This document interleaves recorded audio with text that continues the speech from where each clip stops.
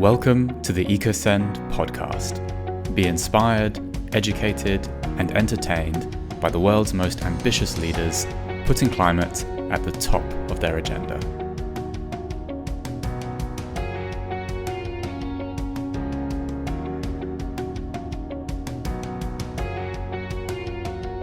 Hi there, welcome to another episode of the EcoSend podcast. I'm your host James, and I'm thrilled to be joined by Michelle this week.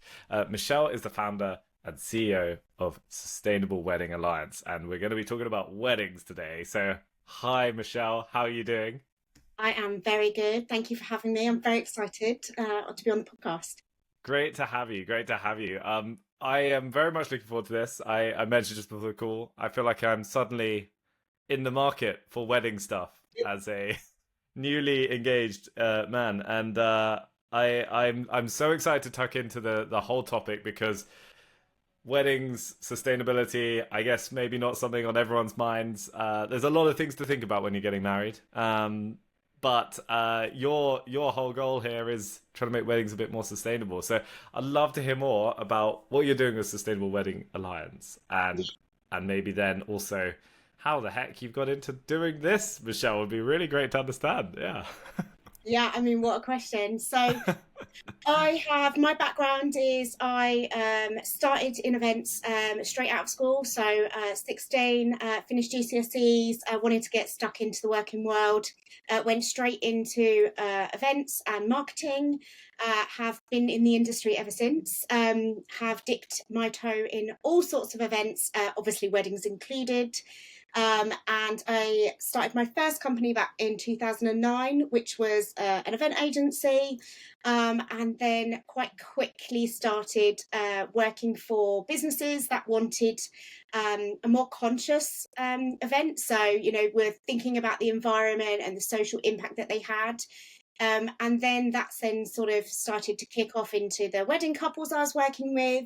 And then that kind of became my niche and something that I just got super passionate about. And, as many people in the sustainable world will know, once you start looking into this kind of stuff, it's not something that you ever can kind of walk away from, and you get stuck into it. That journey sort of starts. And so about 5 years ago, I had the idea for the Alliance, and it was pretty quickly realised because of that lovely thing, the pandemic, essentially shut down the events and weddings industry. Right, yeah, of course. And it allowed me to kind of have that headspace to kind of go, actually, this is something I wanted to do, and this is potentially the time in which I've got actually the downtime to sit and do it. So complete and utter silver lining meant that actually I could focus on starting to bring together businesses in the wedding industry that had the same ethos as me, and built a community first, and then from then sort of developed that to supporting them, developing an accreditation. And now we have nearly 100 businesses that we're working with over the UK, and a few that we work with also internationally, to try and drive sustainability in weddings globally. Wow. I see. So the Alliance is basically businesses that want to supply to weddings. Basically, the Sustainable Wedding Alliance is all about putting sustainability at the forefront of the agenda, so that, say, hypothetically, someone wanting to have a wedding that was the most sustainable it could possibly be, come to you, and you have all the people ready to go, all the suppliers ready and raring to go. Yeah, so working as, in my previous business, working directly for couples, helping them to plan a sustainable wedding was, an absolute privilege, and I love doing it. But it was really obvious to me that I was only going to be able to have an impact on those few weddings. Whereas if I can actually work with businesses to make what they do more sustainable, so actually the core of the business becomes more sustainable, then they have the potential to impact not only the weddings that they're involved in, but also then all of the guests that are attending those weddings. So for me, that was, such a realization of actually there is there's such a big scale. There are, nearly 300,000 weddings that take place every year in the UK alone. And so actually that number of people we can reach by having this community and by teaching the businesses first is so much greater than if we just attempt to talk directly to couples. Sure, that's incredible. Yeah, so I guess maybe many couples end up talking to one of your suppliers, not even necessarily knowing that they not thinking about sustainability, and then because of one of those suppliers is already that's part of their whole ethos, then maybe it influences that chain reaction, which is a huge force for good. Exactly. That's awesome. Yeah. That's awesome. So I'm curious, like, what was there anything specific that made you want to drive the sustainability agenda further forward? Like, was there anything on your side that, aside from like this clearly being a good thing, like what made you want to do this so badly? So I think that, as I said, being involved in events industry for so long, I've certainly seen the volumes of waste, things generated. Right. For 1 or 2 days, and then not considered what's going to happen with those things at the end. Working directly in festivals really opened my eyes to that kind of thing, and there was one particular festival I worked in 2011 that I had to see the clear up of, and it was just soul destroying to see. Really? It just made me realize that actually, I adore working in this industry, and, I get so much enjoyment from what I do, but seeing that made me really think about whether or not I could stay in the industry and continue to be part of that. And, it was at that point I kind of had to make the decision. I either try to make things better and, learn myself what that looks like, and then try to educate others. And I did have some clients at the time that were already sorting in the science and tech world, that were already doing some quite cool and innovative things that were really interesting to me. Or I leave the industry and, and go elsewhere. And, that was a big thing to do. And, I didn't want to leave the world that I'd lived in for so long and that I loved. So I probably took the harder option and attempted to change things from within, but slow and steady. And we're definitely starting to see so much more change in both the, in the events world and the corporate sector is, gathering great momentum. But, in weddings, as the Sustainable Wedding Nights, and that's where we really focus. We are starting to see a drive from the couples of wanting to bring that, that more environmentally conscious day-to-day life that they have into the bigger life events, and wanting to make sure that they have a positive impact and a legacy beyond, so it's having children, throw that into the mix as well. And, that realization that actually, there's a world beyond me, and, that legacy of wanting to leave something better, and moving into a rural community as well. I am surrounded by nature here, and I see the day-to-day effects of climate change on our local, ecosystem here. And all of those things sort of rolled up, combined, sort of make me every day be like, no, even the hard days, we're doing something for the good here. We're doing something for the better. So yeah, that's such an inspiring sort of journey to hear about, Michelle, because I guess many people in your position might think, well, as you said, it could be a lot easier to just like, nope, I'm not going to deal with this anymore, gonna get out of it. But to really try and change things, it's often a thankless and very difficult task, I can imagine. Yeah, don't get me wrong, there are definitely days where I'm like, nope, going back to bed. That's okay.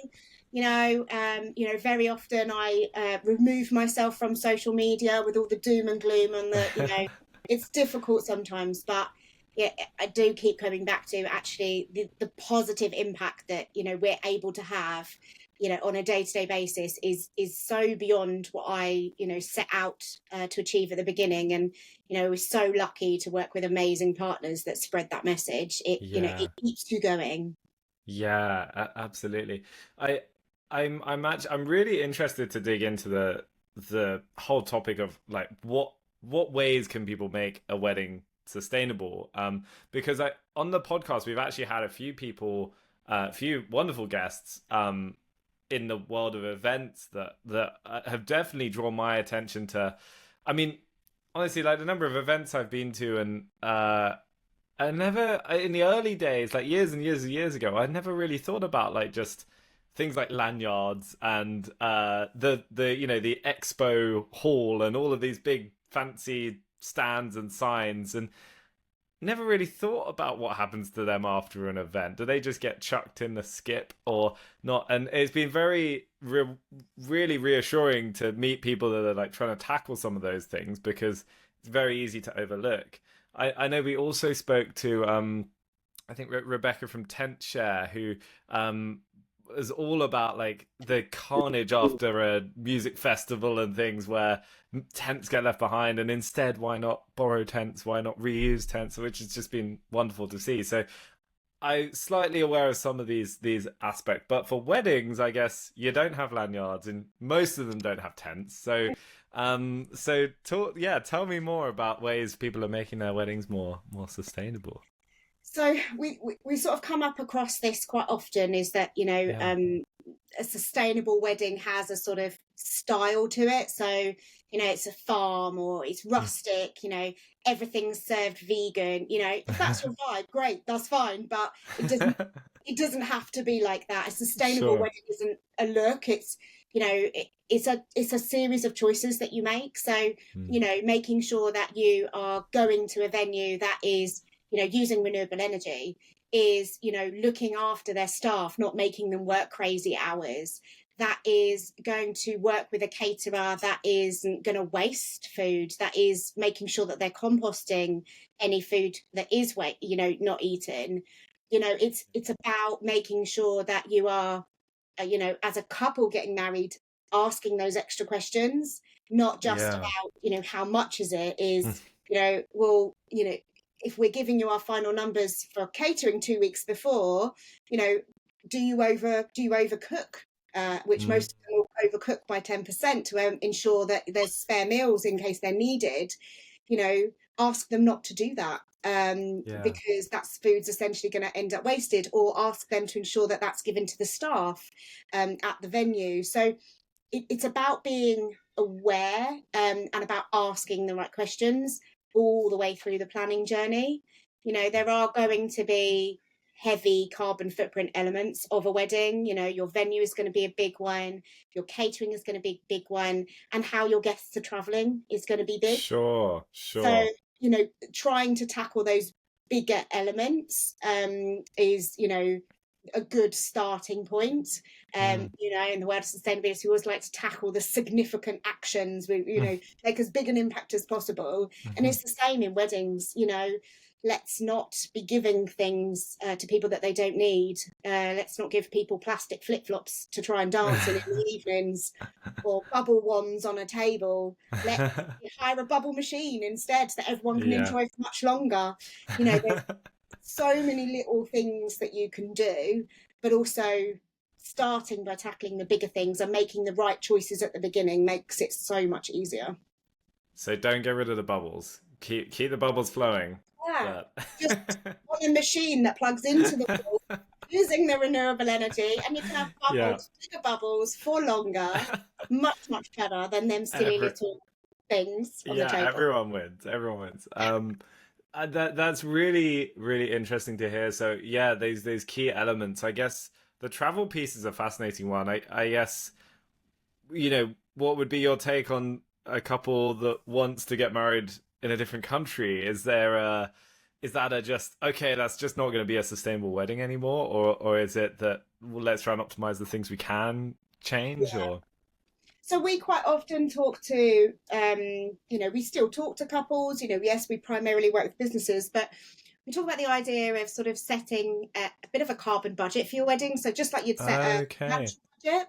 So, if you are going to have a destination wedding and the majority of your guests are going to be flying there, then let's talk to the guests about maybe them extending, giving them recommendations of where they could maybe stay and extend and have their holiday, their summer holiday at the same time, their winter holiday, making sure that we are, if we set ourselves a carbon budget and saying, okay, well, flights are going to be a really large chunk of that budget, what's then left, and how we spend that, and we spend that really wisely. So, let's make sure that all the food is locally sourced and really seasonal. There's no waste. Let's make sure that the flowers are grown locally, build biodiversity, or are potted so that they can then go back in the ground, or so you can kind of, if something is really important to you, then protect that thing and then look at everything else around it.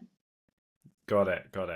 My destination wedding might be in Scotland, so we're not talking about too far. So an amazing train journey as well. We were talking, we work with a few destination planners, and we're talking about an Orient Express trip for the guests, and they have their welcome evening meal on the train going to the wedding, and it just becomes part of the experience. And so it just, you build it in to make it part of the wedding so that travel becomes part of it, and then you just get to extend the celebration essentially.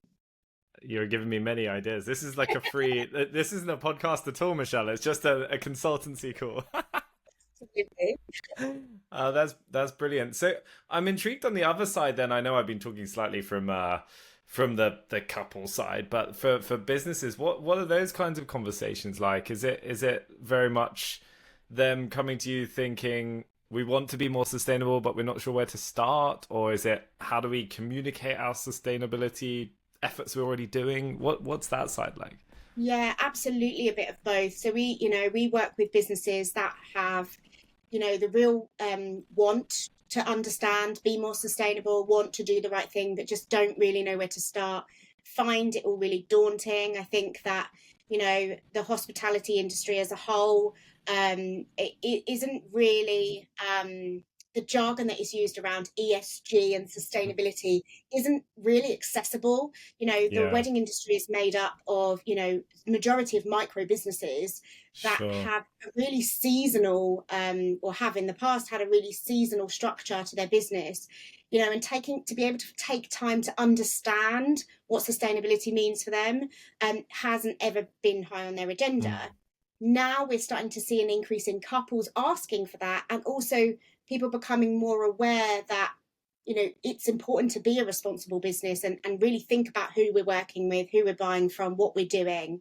And so we kind of get a combination of people, some coming with that want to do better, and others coming to us saying, we're actually doing all this really cool stuff and we've been doing it for a while, but we don't talk about it because we're afraid somebody's going to say that we're greenwashing because we're not doing everything amazingly, but we do all these really cool things and we just don't know how to talk about it. And I think that's kind of where we, can really help showcase businesses.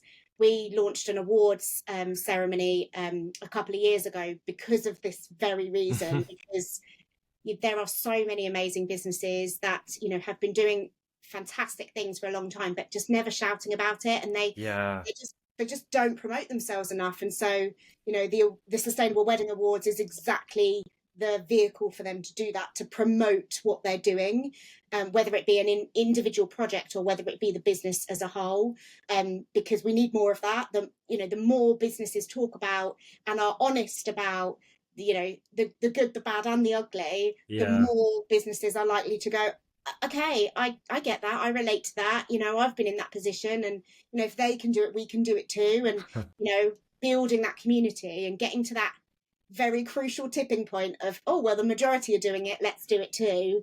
That's kind of what we're working towards.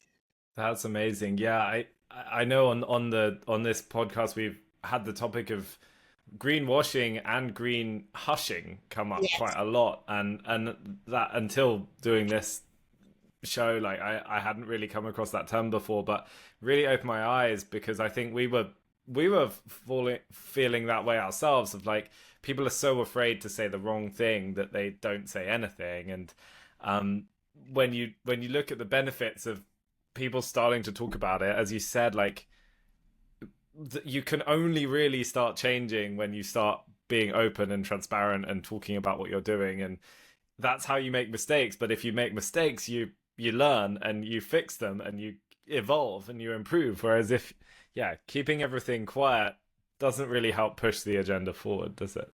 No, and for us, it's so important that, you know, people share and they learn from one each other. The businesses that, you know, we built this community because, you know, actually there is so many learnings to be shared.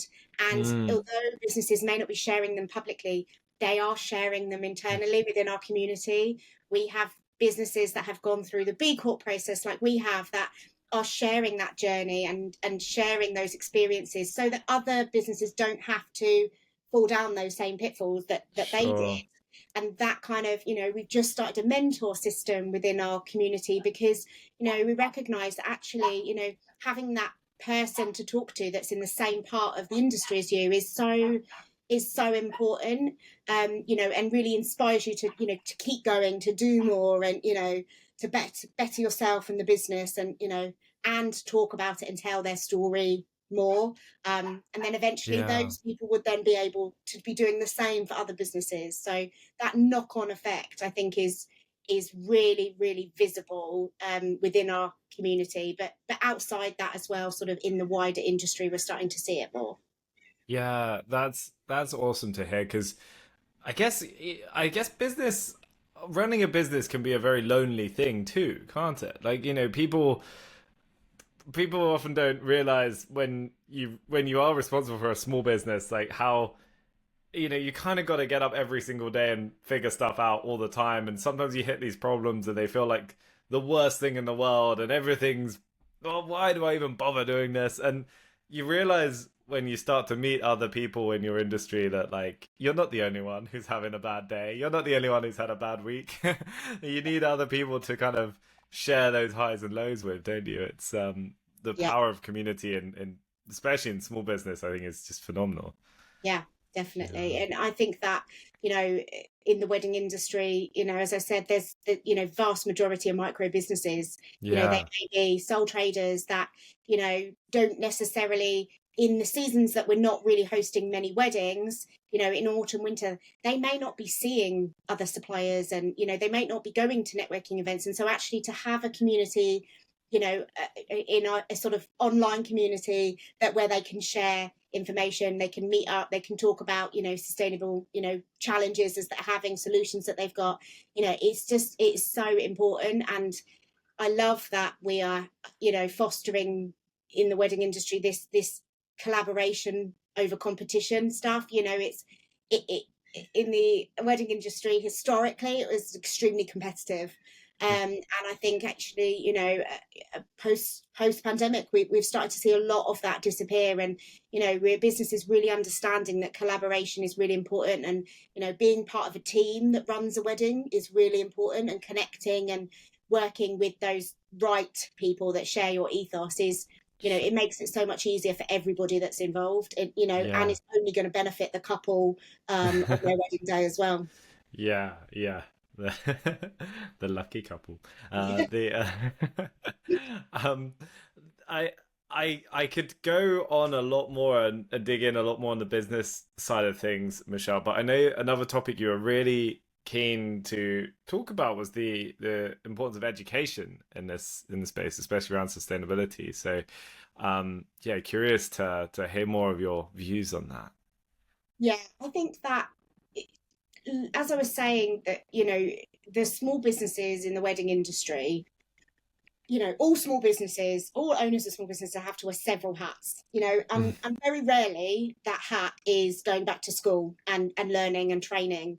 You know, Yeah. they might be sending their team off to do training, you know, very often there's health and safety training to be done, but actually thinking about, you know, what we need to know as a business and what do we need to relearn isn't necessarily something that's been at the top of everyone's list. Um, I've been one of those people in my life that have always learned from doing, and so, Mm. you know, as I left school when I was 16, you know, I'm very much a on the ground, do it, learn it person. And I think that, our industry is full of them, and on Yeah. entrepreneurs and small business owners, that's, very often the mentality.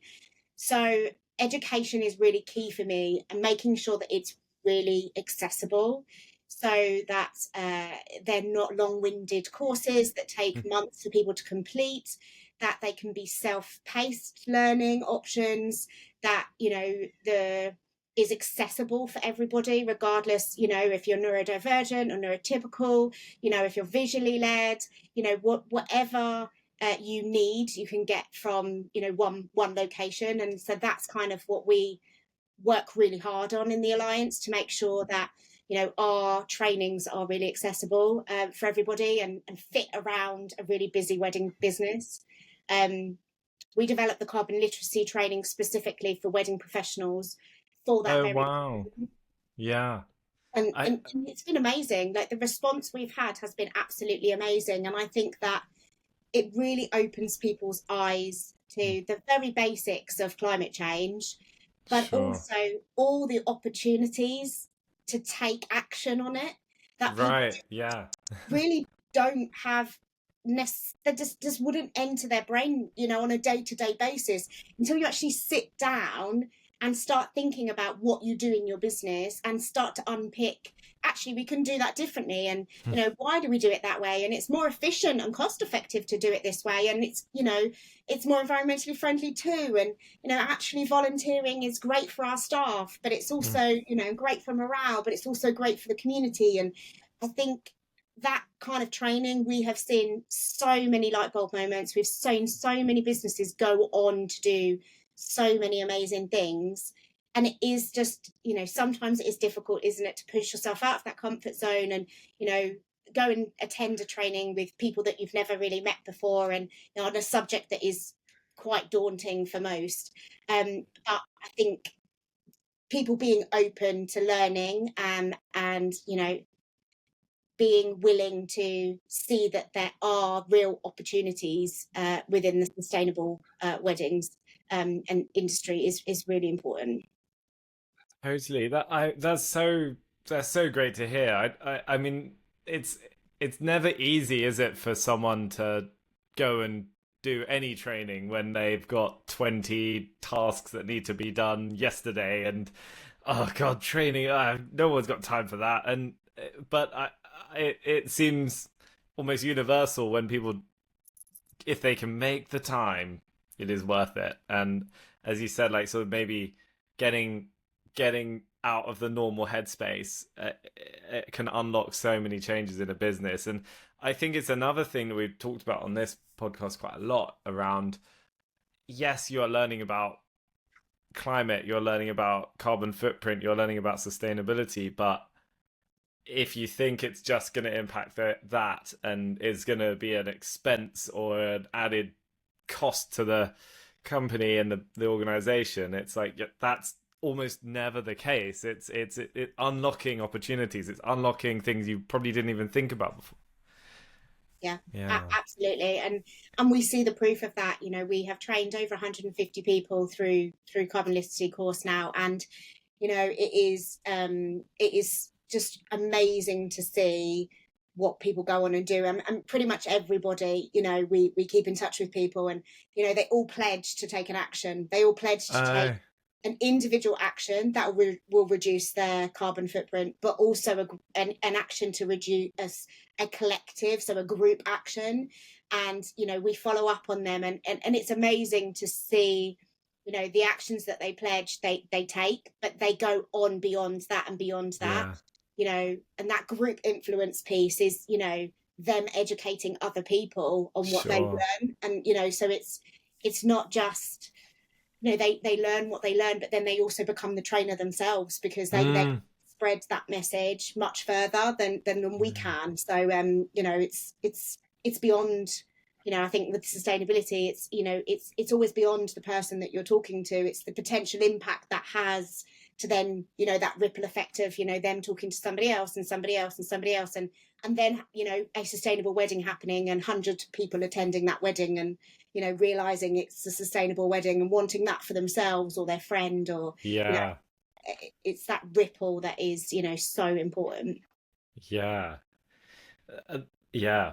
It's also making me think if you get invited to a lot of weddings, then maybe you can now like find it easier to decide which ones to go to based on their Ranking. Should we go yeah. for this one? Um, that's amazing. It's wonderful to hear, and to hear you've 150 people going through, and yeah, that's the tip of the iceberg, isn't it, of who you've influenced through that. That's incredible.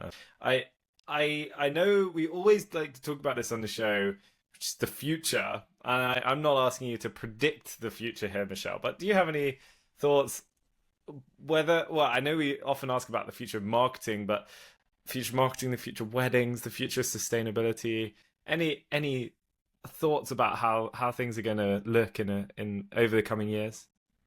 Yeah, I think, I mean, the future of marketing, I think, is we are certainly seeing people really embracing AI.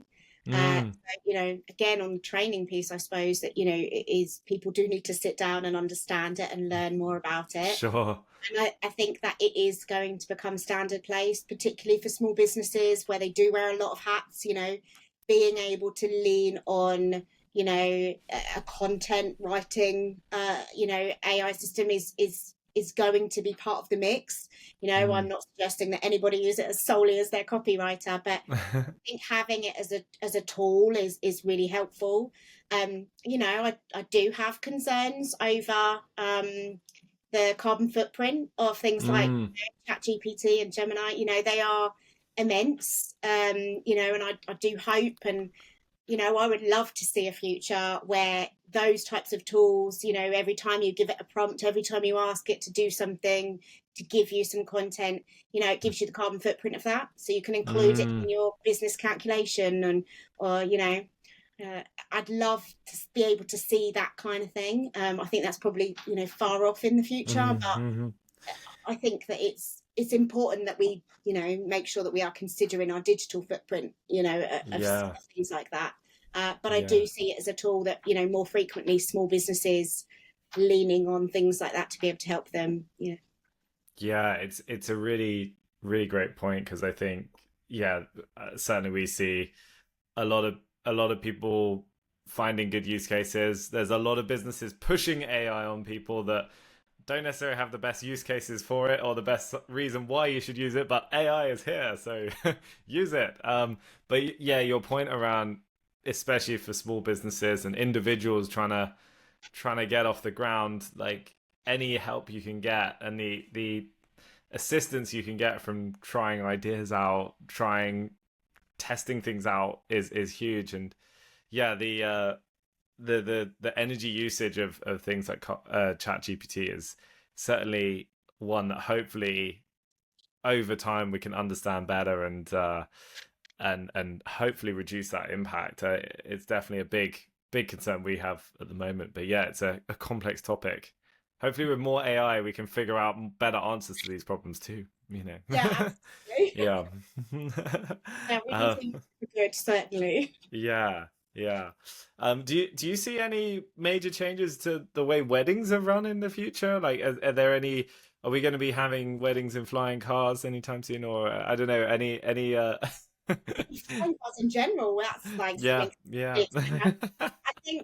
I think the trajectory for weddings has really shifted and changed. I think that there are a lot of changes that we are hoping for in the future. So yeah. we are hoping for a law reform that will enable people to officiate weddings in more locations rather than it weddings needing to take place in fixed locations. I think that is something that as an industry we have been fighting for a while, and I think is coming, and we're nearly close with that. And I think what that will do is it will allow us to open weddings up a lot more to you know Right. for people to get married in their local area, in larger spaces, in community halls, in gardens, in parks. I think it will, shift how people view weddings. There is Yeah. certainly a trend. We are seeing less weddings year on year now. There Okay, are less interesting. people choosing to get married, um, Yeah. which is interesting. But we are starting to see certain groups, certain demographics increase the number of weddings. So it is really an interesting time, I've got to say, in weddings. It's, a lot of shifts are taking place, and I think that we're seeing smaller weddings than we have because people are either more environmentally conscious, and the larger the wedding, potentially the bigger footprint, but also from a cost perspective, inviting your best friend's brother necessarily the done thing anymore, when it's going to cost you £100 a head to get them there, to feed them, to give them a drink, give them a bit of confetti. So being more conscious about that side of things as well. So I can't see flying cars just yet. But, I hope that things will open up, and weddings will be more of a celebratory event, less of a financial burden. I'd love to see, weddings be more affordable. Wouldn't it be great? As would I. Yeah, wouldn't it be great? I'd quite happily pay, £50 instead of buying somebody a wedding gift. I'll pay £50 for a ticket for your wedding. Let's think about different ways in which we can, have these big parties, but not, we don't want people getting into debt for one day for a wedding. Technically, you should be thinking about your marriage. It's long term. This is the first day of your married life. Who wants to start that in debt? So, I'd love to see some new ways of thinking around that. Yes, as a business owner myself, the idea of monetizing my wedding sounds very tempting, Michelle. Yeah. Let's work something up. I'm sure we'll pilot something. I get some payment links up on the invite. That's amazing. I haven't even touched on wedding cake, but we another day. Any advice for others you wanted to share before we wrap up, Michelle? Yeah, I think that understanding what sustainability means for either your business, as a small business, understanding, where environment, where people, where profit and purpose, where they sit, what does that balance look like for you? That doesn't need to be daunting. That's just thinking about what's important, what are your values, what do you want people to think about you and your business? And for couples, thinking about what is important to them, where, when they're getting married, you want your wedding day to be a reflection of you as a couple. And so making sure that you're working with people that are able to deliver that is important.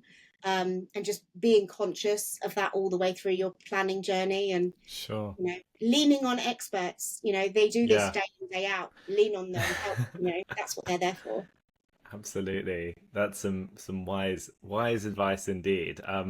Michelle, thank you. It's been an absolute pleasure speaking with you today. I really want to make sure anyone listening who's either planning a wedding of their own or is looking at supplying weddings, go learn more about you and what you're up to. So I guess Sustainable Wedding Alliance is the site. So we'll make sure that's linked in the show notes.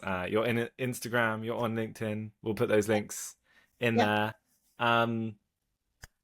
I think that is a wonderful show. Thank you for inspiring me, and I'm sure I'll be talking to you a lot more, Michelle, over the coming weeks and months as I figure all of this out. Thank you for everything you're doing. Honestly, people like you are literally changing the world. So it's really so inspiring. It's such an honor to be speaking with you on this, and thank you for sharing everything today. And I hope everyone's enjoyed listening too. Thank you very much for having me. It's been super fun. Looking forward to talking more. Awesome, Michelle. Thank you very much. And thank you everyone for listening or watching. If you've enjoyed today's show, please do share it around with your friends. Give us a thumbs up or a 5 stars on wherever you're listening to it from, as it helps spread Michelle's story further and further. So thank you, and we'll catch you next time.